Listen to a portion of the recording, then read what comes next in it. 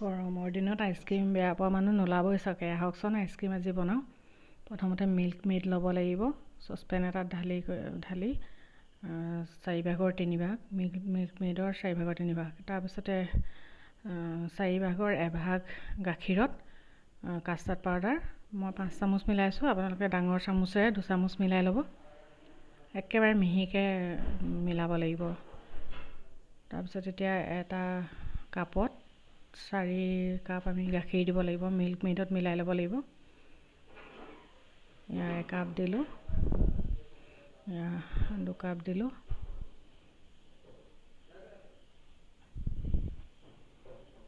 3 cup আৰু 4 cup.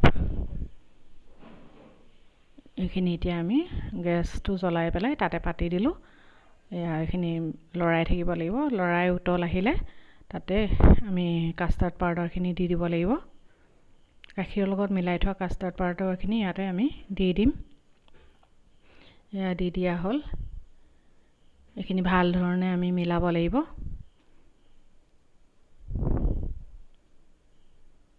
যেতিয়া অলপ গোট মাৰি আহিব আমি তেতিয়া সেইখিনি ঠাণ্ডা কৰিব লাগিব। এইখিনি গোট মাৰি আহিলে এতিয়া আমি ইয়াক ঠাণ্ডা কৰি পেলাই ফ্ৰিজিং কৰিব লাগিব। এনেকুৱা ঘোল এটা বনাব লাগিব।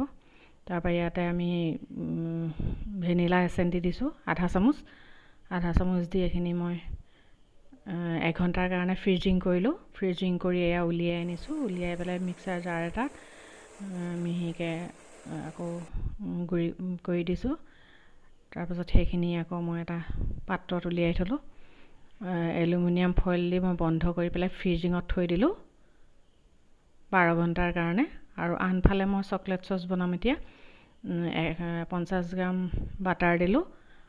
তাতে 4/4 1 ভাগ মিল্ক মেড দিলোঁ আৰু কোকো পাউডাৰ 30 গ্ৰাম দিছোঁ। এইখিনি আমি এতিয়া ভাল ধৰণে মিলাই ল'ব লাগিব। এইটো আইচক্ৰীমৰ ওপৰত দিলে খাবলৈ বহুত টেষ্ট লাগে। এই বস্তুটো আমি আইচক্ৰীমৰ ওপৰত গৰমে দিব লাগিব। এইখিনি আমি এতিয়া ফেটি আছোঁ। অলপ ডাঠ হৈ গ'লে এইখিনি আমি নমাই থ'ম।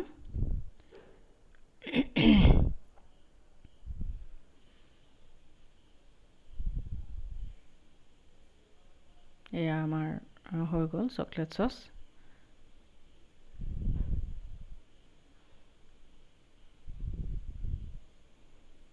এইটো খাবলৈও বহুত টেষ্টি হয়। এনেকুৱা এটা ঘোল বনাবগৈ লাগিব। এই ঘোলটো আমি আইচক্ৰীমৰ ওপৰত গৰমে পৰিৱেশন কৰিম।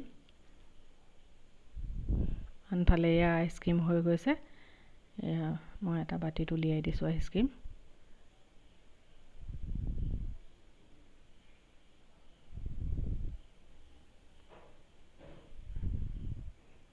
যিটো চকলেট চচ বনাইছিলোঁ এইটো ইয়াৰ ওপৰত মই দি দিলোঁ। দি পেলাই এয়া আমাৰ আইচক্ৰীম হৈ গ'ল।